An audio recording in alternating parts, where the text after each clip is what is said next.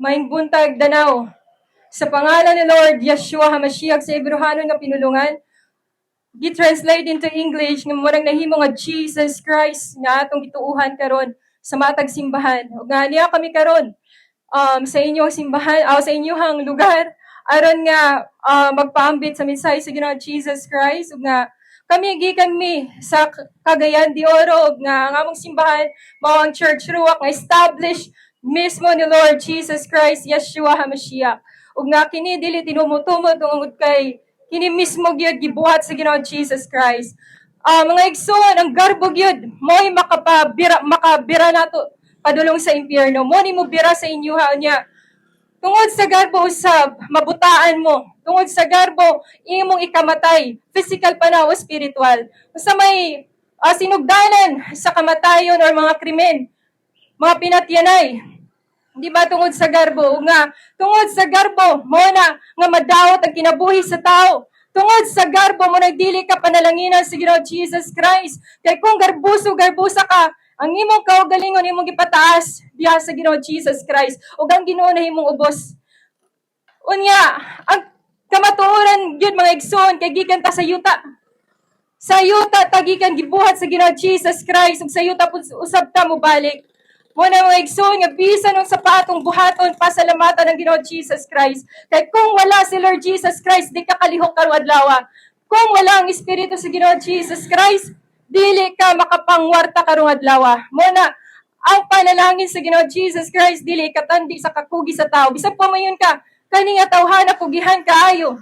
Daghan kay siyang trabaho, daghan kay siyang part-time jobs, dapat siya mga negosyo. Pero kung wala kay panalangin sa Ginoong Jesus Christ, igo ra ka maglihok pero walay blessing nga maabot sa imuha. Mo na mga igsoon. Nga niya mi sa inyo karon. Tungod kay ang dala sa Ginoong Jesus Christ nga pangalan dili lamang gahom, kundi panalangin sa tao.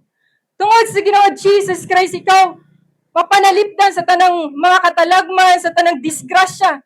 Di ba? Daghan kayo nga disgrasya ng tao, moingon ng tao nga siguro panahon na gyud nimo nga mamatay ka. Pero di na tinuod mga igsoon kiningon ng Ginoo. Nga ang iyang plano para sa atong kinabuhi, plano nga mo prosper ta, dili para mamatay og sayo. Nung ano man ang mga bisyo, tungod si Satanas, gusto niya nga madawat ang kinabuhi sa tao. Dili siya gusto nga mo prosper ang tao. Mo na ang reason nga nung na mga klase-klaseng bisyo sa kalibutan. No, na kay paghubog-hubog, no, kada mga bisyo. Pag panigarilyo, syempre madawat ang imong baga. Sa imong pagubog-ubog, pwede kang mamatay. No, sa disgrasya tungod kay dili normal ang imong panguto kana. Tungod kay ang bino adunay espiritu. Ug nga mo na mga igsoon nga anami karon mga igsoon, aron mag-warning sa inyo ha. Kung gusto gid ninyo nga mataas ang inyong kinabuhi, then musunod sa Ginoo Jesus Christ. Di ba ningon ang Ginoo sa John 14 verse 6? I am the way, the truth, and the life.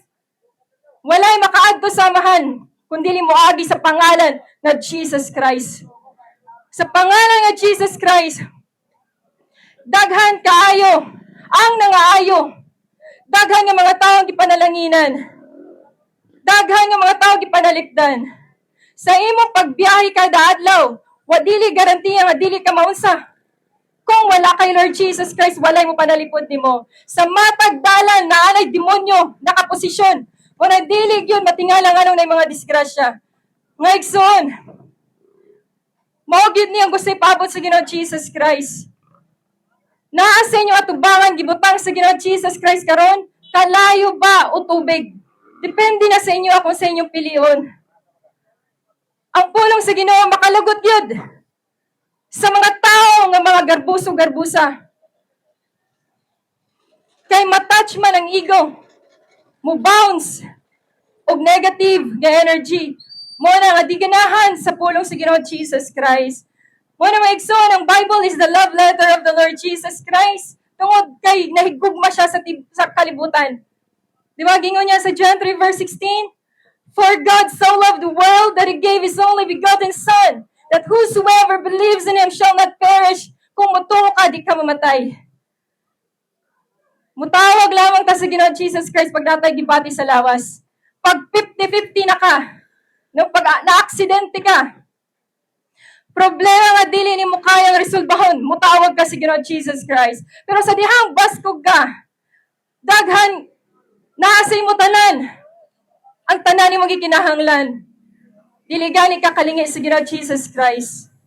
Ngayon, very useless ang physical appearance o mga butang diri sa kalibutan. Kung asa gani ang imong kasing-kasing, dito po ang imong kalag. Kung naigugma ka sa papel, sa kwarta, sa mga butang ning kalibutana, sa mga sila madunot, o mga wala, mo po ng imong kalag. O nga mga igsoon, sa ngalan sa Ginoo Jesus Christ, daghan kaayo, ang nangayo blessing sa Ginoo, daghan kay sila gipangayo. Pero sa dihang makigistorya sila sa Ginoo, wala sila'y batasan. Wala silang nakigistorya sa kaparehan nila nga tao. Ang Ginoo nga labing gamhanan nagbuhat sa langit ug sa yuta, sa imong kinabuhi ug kusog. Kung wala ang Ginoo Jesus Christ, wala kay kinabuhi karon. Seryosong pasidano sab para sa mga ribulto. Ang Ginoo Jesus Christ, na siya sa langit gamhanan ug balaan. Dili siya usulod sa usakal, ribulto lamang at di kalakaw. Naay tiil pero di kalakaw. Naay mata pero di kakita. Sa dihang bagyohon og lunupan, maglutaw-lutaw na asa may gamahanan mo igsoon. Ikaw o ang ribulto ngay mo gibitbit. Mga igsoon unta na, kani nga mensahe idulot sa inyong mga kasing-kasing ug nga ang Ginoo na bahala magpanalangin ninyo. Ug salamat din sa pagpaminaw sa ngalan ni Lord Jesus Christ, Yeshua HaMashiach sa Hebreano nga pinulungan. Yeshua is Jesus, HaMashiach is Christ. Muna Hebrew nga pangalan ni Lord Jesus Christ, kay sa Israel siya gipanganak, dito nagpakitag mga milagro ang Ginoo Jesus Christ. Salamat kay sa pagpaminaw, o kaniya lamang tanan dungog himay agahaw magkusog sa balaang pangalan ni Yeshua HaMashiach, Yahweh Jesus Christ. Amen. Maayong buntag sa atong tanan, Danao, ug salamat kayo sa inyong panahon. Nga naminaw mo sa mensahe sa Ginoo. Nagpasalamat mig dako kayo sa inyo hagyud kay gitagaan ninyong panahon ng Ginoo. Kabalo ba mo isuod nga sa tanan nga mga tao nga among giatuan, gikan pa mi sa Cagayan de Oro City, diri gid mi gibutang kay gipangita ka sa Ginoo. Sobra kay iyang pagigugma nimo igsoon. Inauta nabati nimo ang gugma sa Ginoo karon nga gipangita gid kanyang ayo kay dugay na kayo siya makig istorya nimo. Ug mao ni ang iyang gusto igsuon nga ipakita niya sa imuha nga sobra iyang pagigugma kanimo og gipangit og iha kang tubuson karon sa iyang balaan nga dugo. Iyang dugo igsuon nga giula sa cross sa Golgota. Grabe kaayo kabililhon nga man. Siya man ang Ginoo. Atong dugo diri sa kalibutan ay type A, type B, type C, AB. Kanang dugo iso mapalit nimo na siya diha sa blood bank. Pwede nimo ma-transfer pero kaning dugo nga mismo gihatag niya igsoon dili siya mabili. Mo na siyang bililhon kaayo nga dugo nga giula sa krus sa Golgota aron nga limpyuhan ta sa atong mga sala. Una-una agaligsoon nga gisagpa siya, gikulata siya, gisumbag. Bisan sa tanan gibuhat sa mga taigsoon, kabalo mo sa iyang giingon? Naghilak siya, nagingon siya. Pasaylua sila Ginoo kay wala sila kabalo sa ilang gibuhat. Mao pud na usahay atong buhaton sa Ginoo. Usahay wala tay panahon sa iya, wala tay buhaton para sa iya. Ato lang siyang usahay biay-biayon, ayha ra din ta manawag sa panahon nga nanatay mga balatian. Pero bisan pa man sa natay balatian, andam gyapon ng Ginoo mo pasaylo sa ato. Kay usahay ang tao mao gid na siya ang pangunahuna.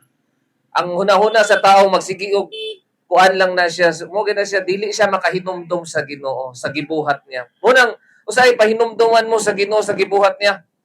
Kay para sa ato nalimot na ta nga grabe kayo gibuhat sa Ginoo para sa ato ang kinabuhi. Say nagana Ginoo na siya, hari na siya. Dadto siya sa langit, nganong wanay pa man siya diri sa kalibutan, aron lang magpakamatay sa imo. Wala ba kauna-una na nga gigugma kaniya? Grabe kayo iyang pagigugma sa imo nga giantos niya ang krus. Pwede naman ito niya itsang krus. Sa iyo na nasamok ba rin krus na imo kulatahon, mamatyon tamong tanan karon. Pero wala buhata sa Ginoo na. gibuhat na niya para kay gihigugma ka sa Ginoo. Igsoon, karong adlaw gusto sa Ginoo nga makigrelasyon siya sa imo. Nabalo ko nga dugay na kay gipangita sa Ginoo. Ikaw nagtindog karon, nagsikat ba ka, nagmotor ba ka, o naninda ka, unsa man imo gibuhat karon? Igsoon, mao kini ang gusto sa Ginoo karon. Magampo ta. Magampo ta igsoon, 1 minute lang. Suwayi og ampo karon. Ingna lang sa imong kasing-kasing. Ginoo, pasaylo ako sa akong mga sala. Giangkon nako Ginoo nga nakasala ko. Sorry kay Lord kay usahay nagpakasala ko Ginoo. Ginoo, karon ra ko nakahinomdom nga grabe de kay kabililhon imong dugo.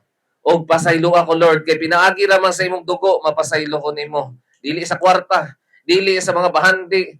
Walay pulos na Lord ikaw ang akong Ginoo mangluluwas. Og luwas ako karong adlaw kay nituo ko nga namatay ka og nilubong og sa kay tulong adlaw nabanhaw. Ginoo, dawaton ta ka Yeshua HaMashiach, Yahweh Jesus Christ akong kasing-kasing. Amen.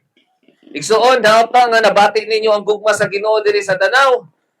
Og baligon ko, wala kini bayad igsuon. Wala mi pangayoon sa inyo. Dili ni pareha sa mga uban nga mga igsuon nato nga magkatag-katag unya mangayo deg sobre, unya mga piso sa inyo, mga kwarta. Dili mi sama inana igsoon og dili tanan born again nga mangayo og kwarta sa inyo magsangyaw. Kami nga mga klase nga born again igsoon libre ra ni sa tinuod gikan pa Mindanao. Aron lang nga muanhi diri aron manghatag sa inyo og libre nga kaluwasan. Og nami trucks diay kanamong gipanghatag diha. Kita mo nang gipanghatag namo. Dili na kwarta, kuha na siya kanang website namo sa YouTube channel. Kay gusto sa Ginoo nga i-continue ninyo ang inyong pagtuo. Maminaw mo diha sa Yahweh Ministry 102. Ipatukar na sa buntag, sa udto, sa hapon, aron nga makabati ka sa pulong sa Ginoo og pagbasa og Biblia, aron nga mulawom pang imong pagtuo sa Ginoo. Ayaw basagdi ang imuhang pagtuo nga karon lamang unya manigarilyo na pud ka paningkamot pinaagi sa grasya sa Ginoo og sulod sa usa ka simbahan nga evangelical o Pentecostal Church. Patuboa ang imong pagtuo sa pangalan ni Yeshua Mashiach Jesus Christ. Maayong buntag sa atong tanan Danau o kaniya lamang tanang himaya tanan dungog. Glory to God. Amen.